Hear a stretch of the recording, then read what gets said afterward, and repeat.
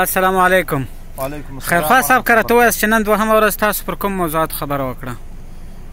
دغه 2 ورځې تقریبا یوه تېره ورځ او نن نیمه ورځ تقریبا تر ماپښینه پورې دا د افغانستان څخه د ټولو خارجي قواو پر وتلو باندې وه. بیا نن نیمه ورځ باندې پر دې باندې وایي چې د افغانستان خاوره د چا د خصوصا د اتحادیې ځواکونو د ملکونو او یا د هر چا په ضد باندې استعمال نه شي. او د دوی تقریبا یوه نیمه ورځ او یوه ورځ دا نیمه دا حساب دا پر دغه 2 موضوعاتو باندې تقریبا بحث وشو. په مجموع کې خبرې څنګه ارزوي؟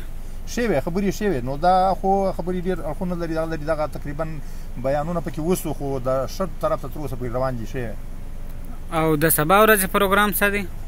سبا او تقریبا د بل سبا د 2 ورځې بیا د دې لپاره تقریبا وقفه راغله، مابین کې خپل مابین کې هر ټیم په خپل مابین کې مشورې وکړي او د دغه څو خبرو خلاصه را جمع کړي.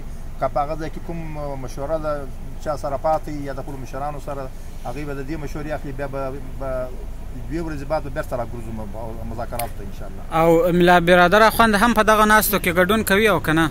نه، دی اشتراک را سره نه کوي، په مذاکراتو کې اشتراک نه را سره کوي. خو البته هو دی چې دی البته دی هلته وي، نو موږ چې کله د مجلس خلاص بیا جریان درته ووایو، په هغې کې که کومه مشوره یي مشوره د ده څه اخلو، نو مشوره راکوي او نور د اشتراک نه سره. ډېره مننه، ډېره مننه. تاسو مننه. السلام علیکم.